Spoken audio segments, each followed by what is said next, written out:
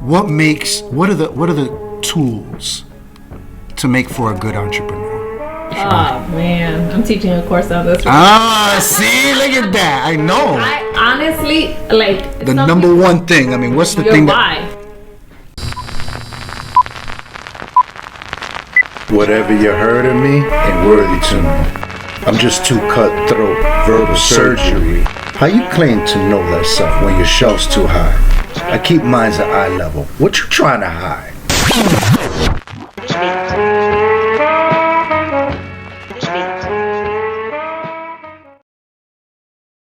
Peace, peace, peace, beautiful family. This is Dr. Walter Hidalgo, and this is the Know Thyself podcast. Welcome back. The Know Thyself podcast utilizes the metaphor of the shelf to extrapolate the self. And the way we do that is we invite guests to come and share something about themselves. And before I introduce our guest, as we always do, I want to shout out a few people, and we would like to begin with our sponsors. But I also want to shout out first all our subscribers. Shout out to all the people who have been watching, giving feedback, listening. I'm grateful. We're just talking about that, right? And, this is just part of this continuing journey of knowing ourselves, in hopes that this could be a platform where, if someone ends up getting something out of this, you connecting with someone, that's the GOD's doing, because everything we do is for the GOD. I want to give a big shout out to shopvalero.com. Check their accessories out. They got sunglasses, including these bad boys I got here. Right. I also want to shout out my boy Steve with the 2020 collections. Check him out. Also to my brother Emilio. I got his hat on. He has a clothing line called Highly Living, which I highly recommend. And I also want to say that if you're looking for any coaching, workshops with teens or young adults, also holler at me. I do that. Just go to knowthyselftv@gmail.com. All right. As we always do, we also like to shout out a group of individuals out there today. And today, I want to give a big shout out to all the entrepreneurs, all the female bosses. You know what I mean? All the community organizers, because we talk a lot here about entrepreneurship. Ladies and gentlemen, I have here with me my sister, someone that I do love a lot and I respect and I'm humbled to know for a very long time. Way too long. Miss Shirley Moore. Hello. Hello, internet world out there. Yes. Hello. Family, the beauty of this is, I just interviewed, I got something in my eye. Me, it's like emotional, right? Oh, no. Hey, listen, I told you I'm trying not to cry either, because this is dope and this is real. And this is exactly, family, what I'm talking about. Because I interviewed, my last interview, I told you I interviewed Dr. McDonald, who was our chemistry teacher at Mount Pleasant. And I said in that podcast, definitely check it out when it's out, that if, people always say, I want to interview you, Walter. I want to know your life and all that. I'm like, yo, you ain't ready. Y'all ain't ready, right? Because we all have stories to tell. But if you want to know me, you got to know about Dr. Chuck. And if you want to know about me, you got to know about Shirley. Because I've known Shirley for a very long time. We went to high school together. And it was quick because I think you were like a year or two older than me. Yeah, right? So it just felt like a blurb. Yep. And I was talking to Dr. McDonald, and so many, despite the reputation, despite the circumstances that we all have undergone growing up in the neighborhood that we come from, which is representative of many neighborhoods across this planet, to see the the fruits of those labors that came from those teachers, as well as the efforts of our families, the people that love us, you know what I'm saying, to get to the place that we are, and speak on it, because I always say, you gotta love yourself first before you even think about loving anybody else. Super facts, family, because if you're depressed, angry, sad all the time, it just it iterates, it illuminates across, you know, and it dims your light. Right. You know what I'm saying? So let me stop blabbing, because I can go on forever. But I know a Shirley who is always smiling, who is always confident, who had an energy that you brought into the room. You may not have seen that, but I saw that. You already know. You know what I'm saying? You already know. So, but I only know what I know and what people tell me, right? Let's contextualize this, right? I always say, let's start it from the beginning. If we were to jump into Bill and Ted's Excellent Adventures and go back in time to a younger, because we stay young at heart and spirit and soul. Oh, no, man. These gray hairs. I know. Tell me about it. You see it, my family? I talk about it all the time. Every gray hair was a moment of pleasure. Okay? That's right. I call it the Trinity. It's a combination of stress, wisdom, and genetics. You know? So let's bring it back, because we are here in Pawtucket, Rhode Island, and this is where I'm originally from. I'm assuming it's originally where you're from. I'm not. Let's bring it back. Where you from? So, family and all that good stuff. So I'm originally from Puerto Rico. I'm the original, right? Like we came here when I was 6 or 7. And I grew up in Providence. So we lived over on like Smith Street area, but then ultimately we moved into Olneyville, and then I just lived the rest of my years there until I became an adult. But the last 3 years, my husband and I have been here. We moved our family into Pawtucket, and we've built our businesses here, and we've just really set roots here, and this is just where we are now. Beautiful. And how was it growing up? Talk to us. How was if we were to go and see a younger Shirley, what would we see? What would we smell? What would that look like? Oh, man. What would we see? A loudmouth Puerto Rican trying to figure it out. So I grew up in a Pentecostal home. Really? Oh, yeah. Like jean skirts. My mom didn't make us wear those things, but that's what I grew up in. But yeah, I grew up in a Pentecostal home. So like when people talk to me about music, I only know music after 97 when I got my license and I could drive and put the radio on. I don't know no music before then, you know, because I wasn't exposed to that stuff. My husband is from New York, and he's black, and he's always like, yo. Shout out to New York. He's from Brooklyn. Brooklyn. But he's always like, I can't even, like, do you even know this? Right. Because there's so much that I just don't know. I grew up kind of sheltered in that way. But I was always a rebel. If there was a button to push or a question to ask or a challenge to make, it was something that I always did.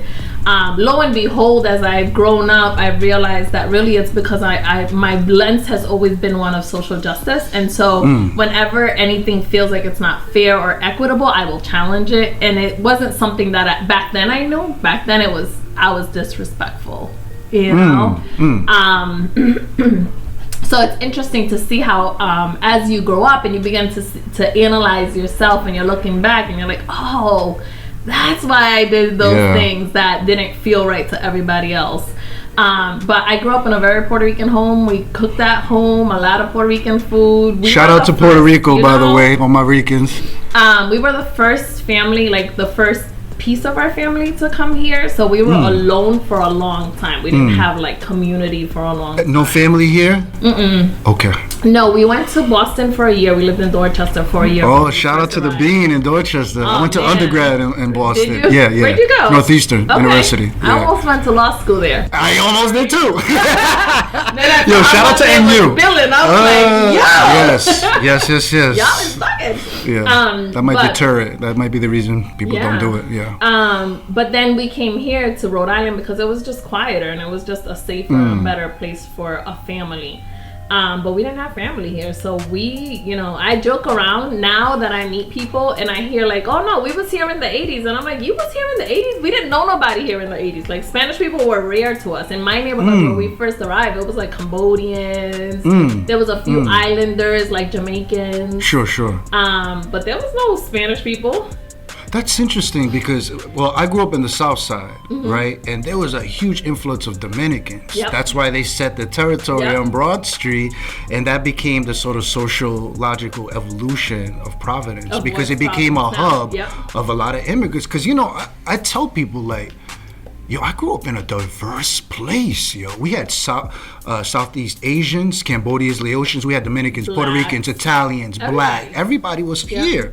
Yeah. So it's interesting how a place like Mount Pleasant High School, shout out, became sort of an intersectionality of all those first generation, second generation, etc.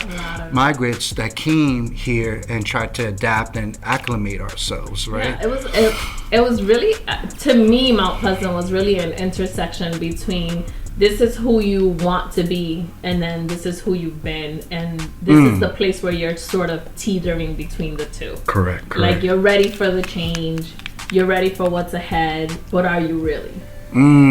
Exactly. That's always the question. I know I went to college and I was there for a whole 3 or 4 months and I was like, I can't do this. Where did you start off Johnson at? and Wales. Really? Shout out to Johnson and Wales. I couldn't do it. I never fully integrated. And then I ended up leaving and I didn't go back to school till I was 32. Yeah. So you took a hiatus. Huge for real. Hiatus. It's interesting.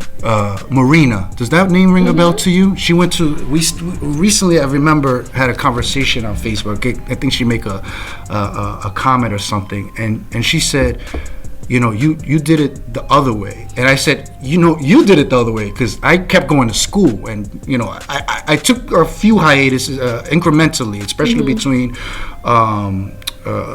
undergrad and graduate school. But she said, I ended up having my children first. Yep. And now I want to go back to school. And I'm looking at, like, I'm more impressed by you just because you got, maybe they're older now, I think she said, but like to do that when you have kids, it's like, because I had my kid later in life, I guess. Shout out to my daughter Genesis, she's 7 years old, I love her to death. Yeah, I know, I can't believe it too. I know, we got to catch, I know you got a son, right? He's almost 10. We can talk about that, but really I want to talk to me about that hiatus because we think that there's words. There's no words, like there's no, like there's this thought process of like, I'm taking a break and I'll be back, and you don't realize that now 14 years have gone by, and how do you go back and where do you go? Because I started working in human services. I was working at the Joslin Community Center when I was 14 years old. So I've been working, you know what I mean? By the time I went to college, I had like 20 years worth of experience. It wasn't like I was just like doing like retail jobs or something or random jobs. Like I had a career in human services.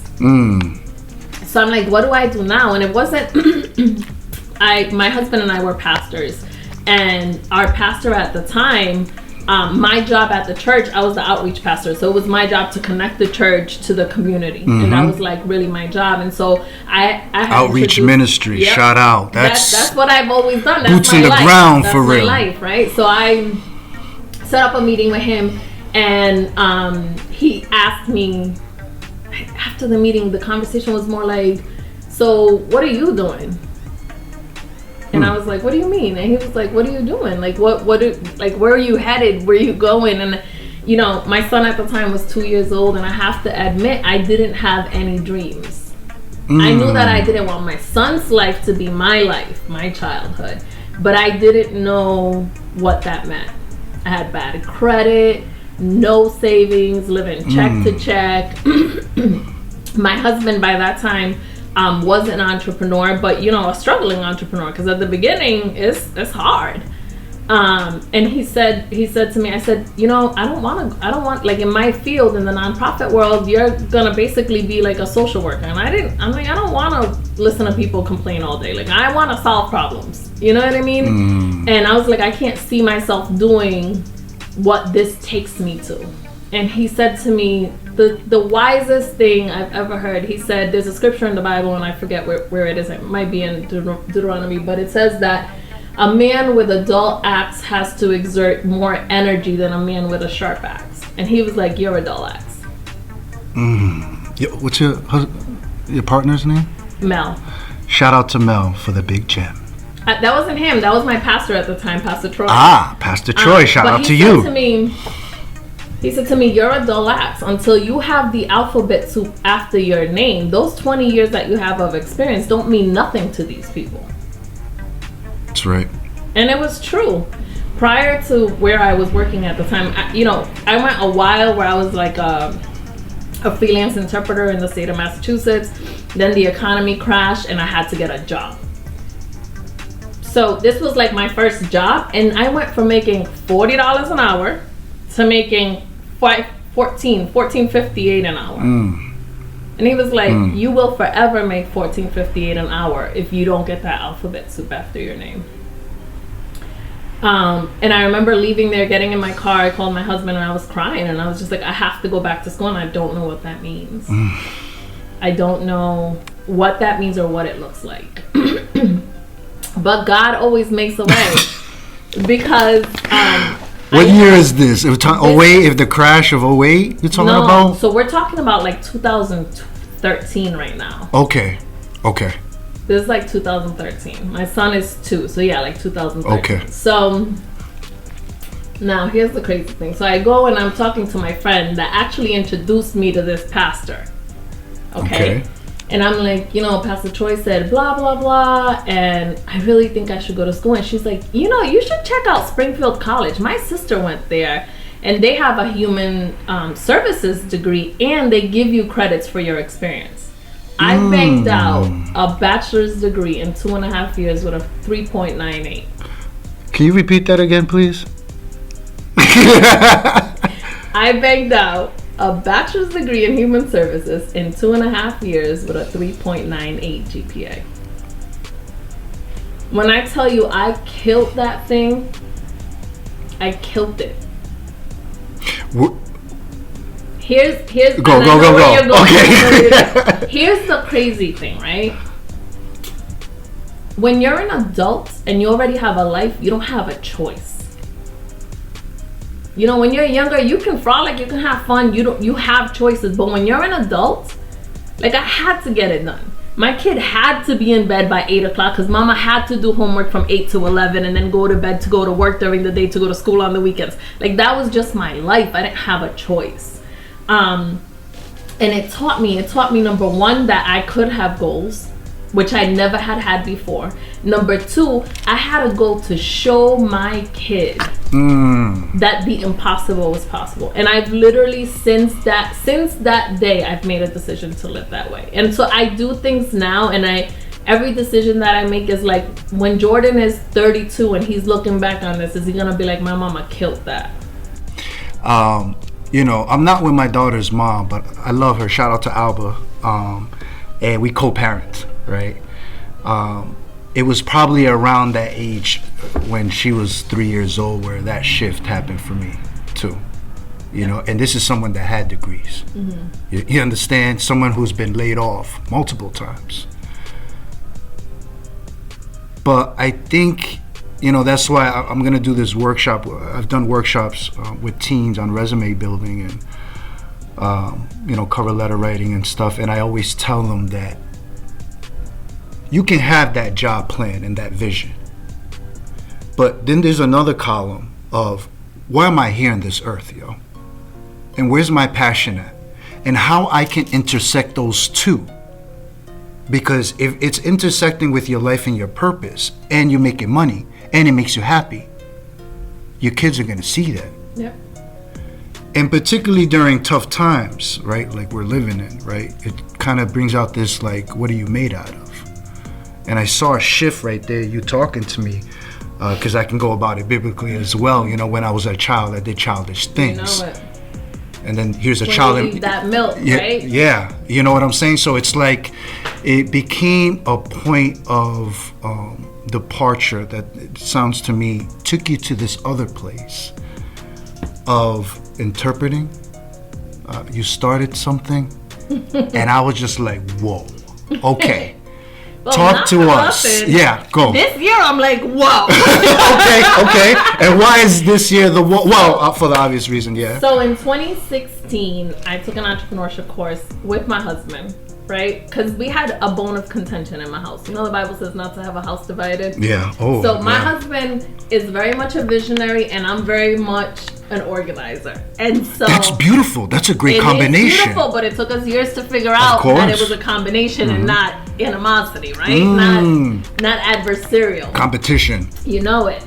I wasn't mothering you or telling you what to do. I'm trying to coach you on the way things need to be done.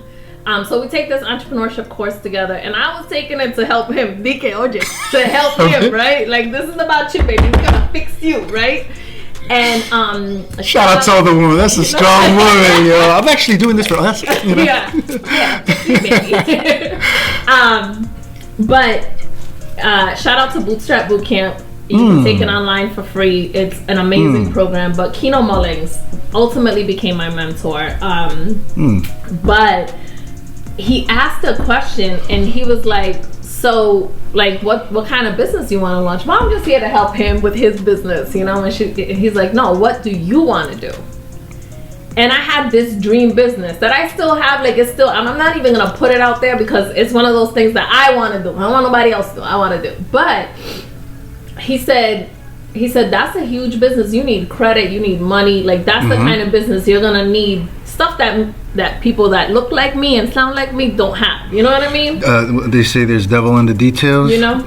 It was that kind of business. Yeah. And he said, what do you have right now? What can you do right now that you can monetize? And I was like, interpreting.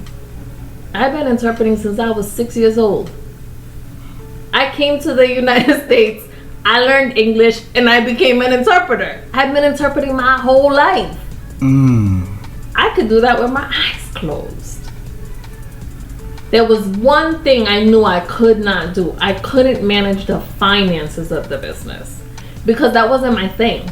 It's still not my thing. Like, I can now because I've learned how to do that stuff, but back then I didn't want to learn and I didn't need it. Because there's always that tension between the art and the business. Because what you're doing is art. Don't ever get it twisted. You know what I'm saying? It is. Yeah. So I pulled my friend in who, till this day, if there's 2 cents missing from her checking account, she knows where they went. Like, she's that kind of person, right?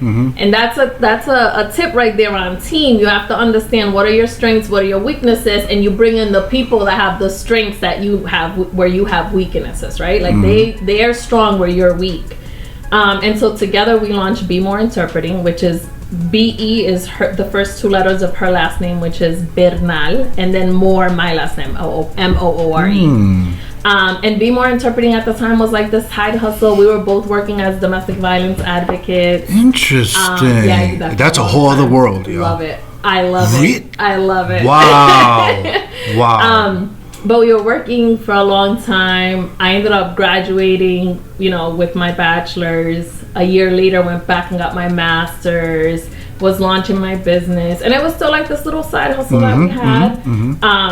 Last year, June 2019, I decided to quit my job.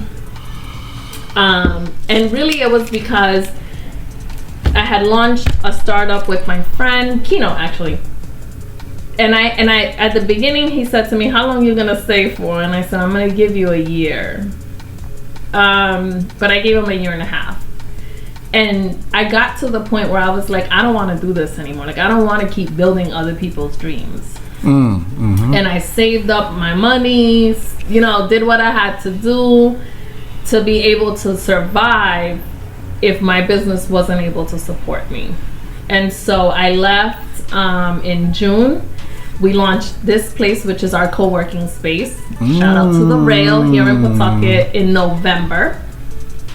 And The Rail is really a space where we focus on Black and brown businesses, because Be More Interpreting was a part of a few co-working spaces. But as a Latina owned and operated business, it didn't fit in a lot of spaces. So we created a space where people like me feel comfortable. It's peaceful. You're here. It's serene. It's quiet. You know what I mean? But it has our vibes. It's not perfect.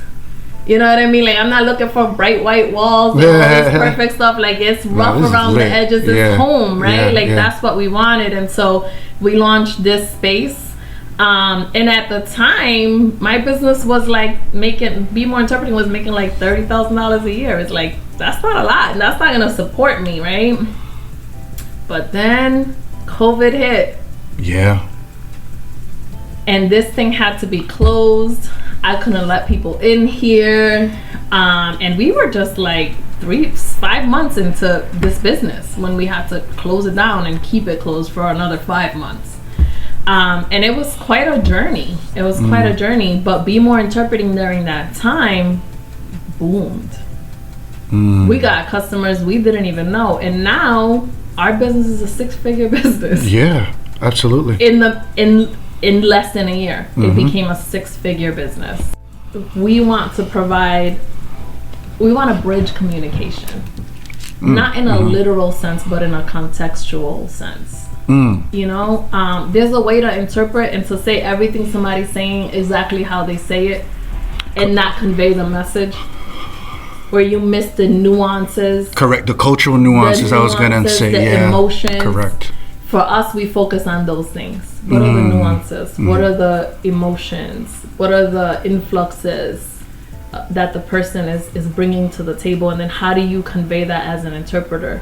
Our goal is for our customers to feel like we were never there, like they was just talking with someone. And with this, this is a prime example, family, of the purpose and passion, and make it into a business.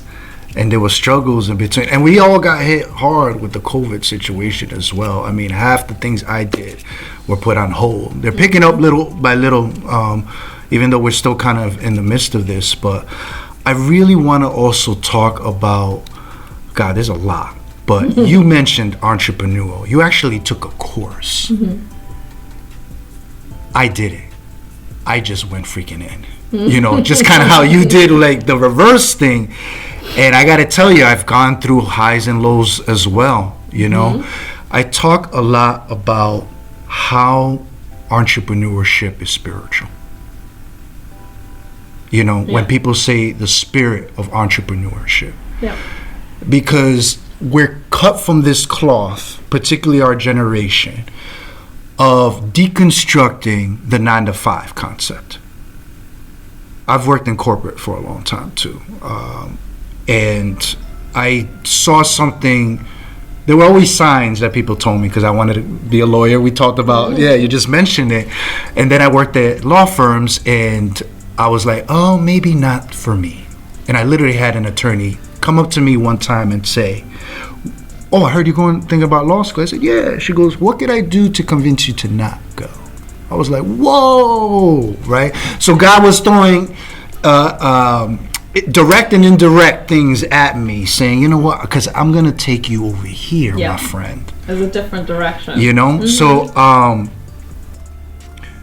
what are the tools to make for a good entrepreneur? Oh man, I'm teaching a course on this. See, look at that. I know. I honestly, like, the number one thing. I mean, what's the thing? Why? We're just talking about that with somebody. As you get older, that why question. Your why? Speak on it, por favor. Your why does not make you cry. It's not big enough. It's not gonna make you want to do it. You know, even like throughout this year, even as I watched Be More Interpreting like really grow and like become this thing that's like full time now and stuff, I had forgotten my why. And as I started preparing for this course, because I help people develop and launch businesses and stuff like that, like setting them up, the organizational pieces, like I do that kind of work. And this person brought me in to teach this course. And as I started preparing for it, I started having to analyze my why. And it was I called this section of the workshop, I call it the why beneath your wings. Because the truth of the matter is that the bigger the why, the higher you're gonna go, right? Because sounds like a book, Shirley, in the making. Yo, you're helping. I got you. No problem. But, you know, I grew up on welfare, Walter.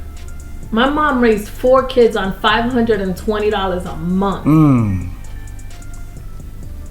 we had electricity some days, gas some days. Sometimes we didn't have either one. I don't want my kid to live like that. But more than anything, I don't want your kid to live like that. Word up. I don't want anybody's kids to live like that. Yeah. Why? Because for a couple of things. Number one, people that grow up where I grew up, we're natural hustlers. Speak on it. It's already in our DNA. Entrepreneurial. You're already there. Like, you have it, especially if you come from another country, because in our countries, you gotta make, sell, and buy to survive. There's no jobs. Like, you know what I'm saying? Like, can't depend on the government. So everything in our countries is based on that economy where you're selling something and making something and doing something to generate the income to survive, right? So we already come with that. And it's the same thing in our hoods, in our neighborhoods, right? Like, you're braiding hair. Me and my sister, senior prom, winter balls. You know how many people was at my house getting their hair done and their nails done and their makeup done? Yeah. It paid for my dress every year. Yeah. You know what I mean? You know, I also interviewed, remember Jason, Big Six Estrada? Yeah, I remember Jason. He was telling me the side hustles he was doing at Mount because his dad was in the medical field, so he was able to get wholesale. I'm like, I'm listening to you, and I'm like, and I was working, though. I was working in the food industry or whatever, but y'all were like, entrepreneur, because that's where we come from. The merches, the hustle, we have to do it. My mother sold pasteles, Puerto Rican pasteles, for Christmas and stuff like that. That's just what you have to do. So to me, I'm like, we already have it. The one thing we don't have as a community is that we don't have the organizational mindset to like put it together, and that's where I come in. Like, that's my specialty, right? Like, I'd be like, no, your Gmail, no, that's not gonna work. We're gonna .com that thing. BigBootyButt@gmail.com. Please don't put that on your resume. You know what I mean? Like, like all those little things, right? Like, helping people put all those little pieces together. Like, that's my thing, and I feel like that's my niche. Like, I've learned to define my niche, right? And I feel like everyone that I rub shoulders with, everyone I come in contact with, everyone I know has a niche, and it's just a matter of us helping them figure that out. I love how you said it's already in us. Oh yeah. It's innate. Just like we have a soul. And speaking of soul, you are a pastor too. Oh man. I was wondering when you read it. She's like, I was waiting for this one because here's this guy that I have to remind people I'm not a minister. Don't call me padre. But I have a background in theology. That's what I studied for a very long time. And it's like everything else, a special calling. Where did this happen? What happened? Where's the calling?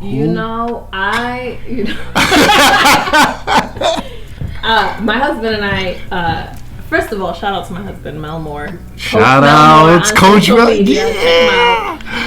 But he is a phenomenal man of God, but more than anything, my man.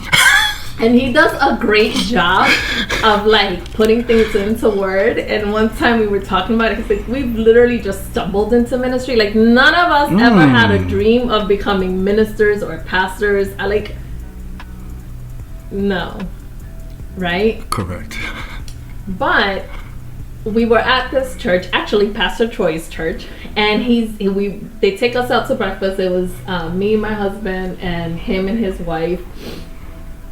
And he's eating in true Pastor Troy fashion. He's eating his food and he's like cutting into something. And he's like, you know what? We believe in you guys so much that we're going to ordain you as pastors in October. Whoa. My husband, being who he is, you know that scene in Selena where she tells Chris, you know, my dad, the world could be tumbling down and he won't budge. That's my husband. Like, he's like unshaken by everything. He's like, okay. And I'm like, pastors? So we got ordained.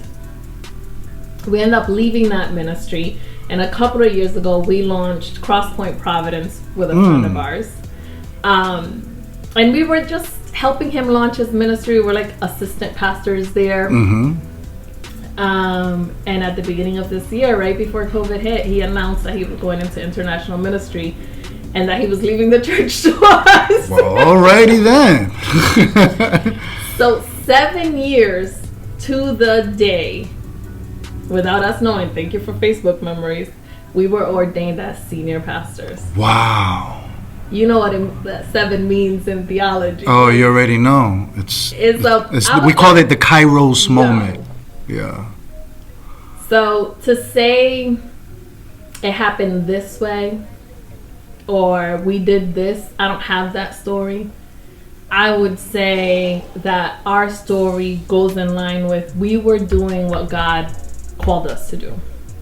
And because we were doing what God called us to do, and because we were doing it with excellence, right? Like every time God calls me to do something, I give it my best, like everything, right? Because you gotta do it. It's him. Like I want his best, so I'm gonna give him my best. That's right. Because we were doing it with such excellence, he just kept promoting us. And now we're senior pastors of what's called Fortified Life Church. What? What? What is right? That's just, yeah. And similarly, here I am at Columbia U, at Union Theological, my first semester, and I'm saying, what the hell am I doing here? What are you doing here? And that imposter syndrome kicks in, yeah. Right? Like, they're gonna find you out. Yo. And then because I say that the Walter before grad school and after, totally different. And studying amongst the giants like Dr. Cone, founder of the Black Liberation Theology, Dr. Machado, and Dr. Haight, who influenced a lot of the work that I did. Just unbelievable shaking of the spirit. Has your spirit been shaking going down this journey, Shirley? The whole way. There's just no words. There's no words, like. If for the person that doesn't have the G-O-D in their life, who's searching, who's confused, those moments that we've all had in our life, like, why is this happening, God? Pastor Shirley, what advice, what would you say to that person? There's no moment in your life that's not God ordained. And obviously there are situations that we put ourselves into that are not God ordained, but everything that you go through, God uses for your good. And he, I always say to people are like, oh, where's God? No, where's you, right? Because God is everywhere. Like you have access to him at any time. All you have to say is the name of Jesus and he's right there. So like all you have to do is like speak up. Yeah. I like that message. I concur. Yeah, I think you could over spiritualize things and be like, I was this or I'm that or whatever. And I'm gonna always say, like, if God could save me, you know what I mean? Like if he could change my life and if he could do something with who I was. We have an incredible gift and opportunity, right? Especially now because everything is virtual, to really seek God or to learn about him. Like there's our church is completely virtual. Like we're live on YouTube and on Facebook. You know what I mean? Like there's so much access, and I feel like if you have questions, this is the time to go seek them without anybody even judging you or seeing you, because that's really the issue in church. Like you walk in and everybody's looking at you like, who the heck is that, right? Like, what happened to come as you are? Yeah.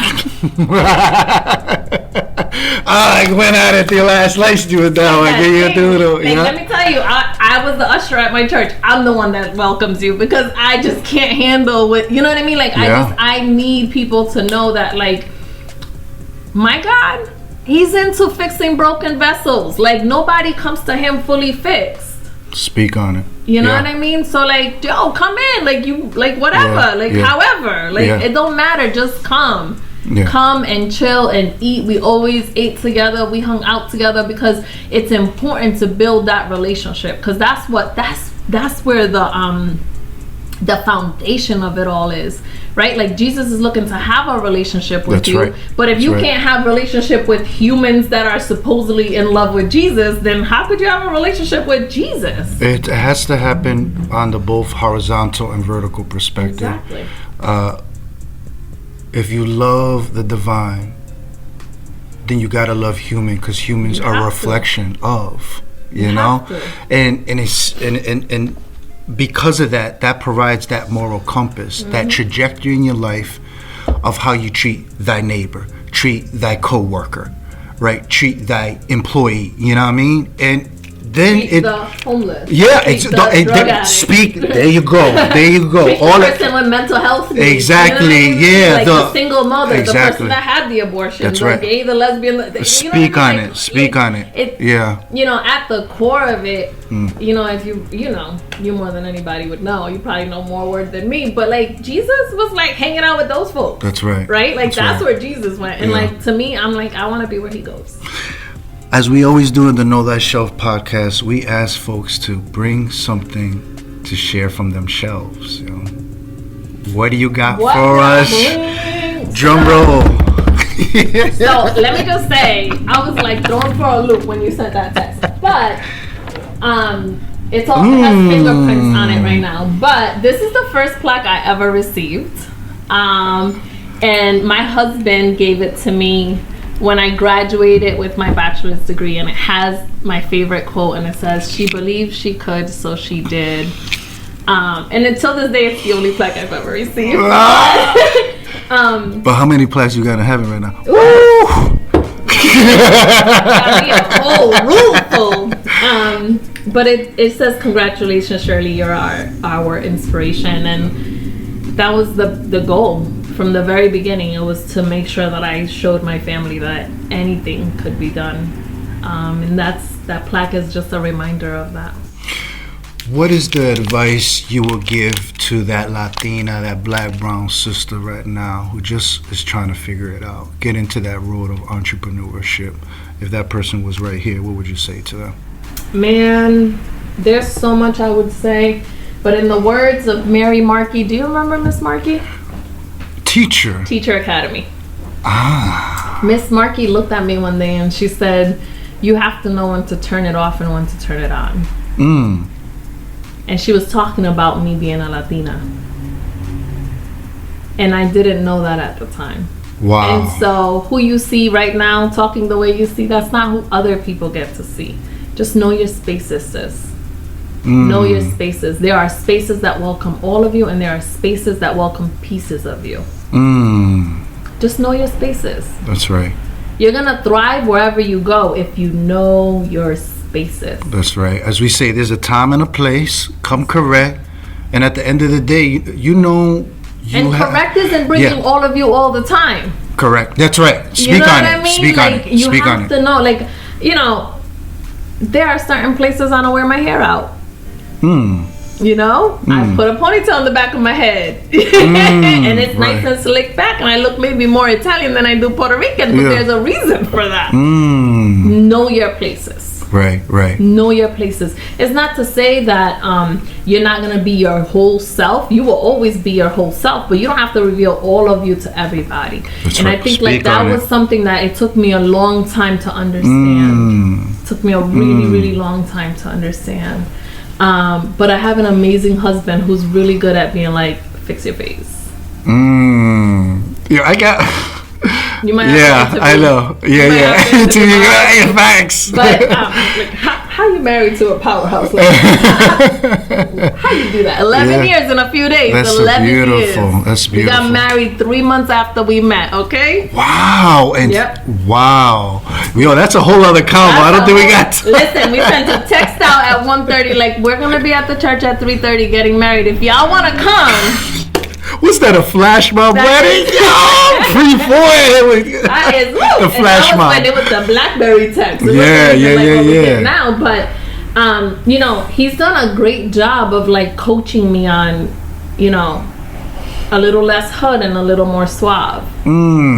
Shout out to my Brooklyn cats. They know, you know, and because you know why? Because they've had to teeter that. That's right. And but he's a big black man. He has to do that every day. Yeah. And that's another every day. And that's another convo very quickly. Your thoughts. I mean, not too long ago we had so many marches. You know, we're coming from where we come from, and we continue to see division. But what you're doing is unify. You created a space. And I think it's important, given the place that we're in now in this country, which has been a lot of times disheartening, right? But I just want to say that I'm proud of you. Like, I'm so proud of you, yo. Ditto, bro. You know what I'm saying? Like, it's amazing to me, as I always say, the beauty of getting older is you get to live your life again. And I see you, and I remember myself as a kid, and where I came from, and where I am now, and where I'm going, yo. You understand? Because I still feel like I'm still. There's more. There's so much more.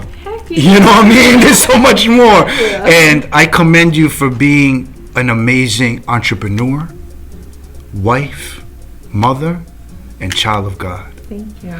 Where can people find you, Shirley, if they happen to come to Prov and need your services and all that stuff? What's your information where they can reach you? Yeah, so I just registered Shirley X Moore LLC, which is my consulting firm. Hey, now. My website's not up yet. I just started that process, but yeah, hit me up, Shirley X Moore. Okay. X as in xylophone at gmail.com. I'm on all social media sites. I think my Instagram is Shirley Knows More.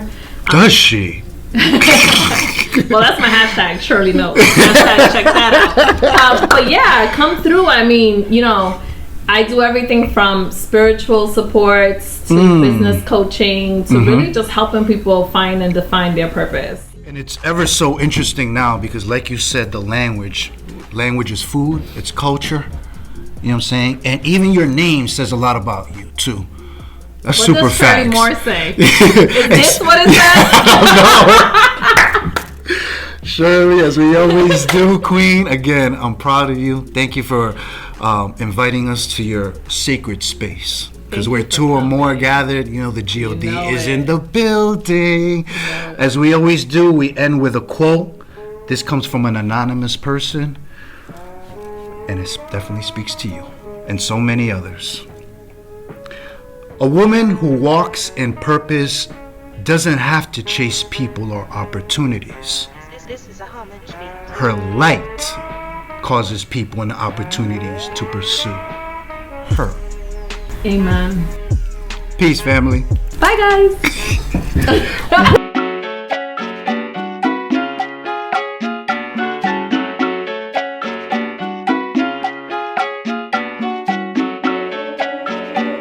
Freire on the beat.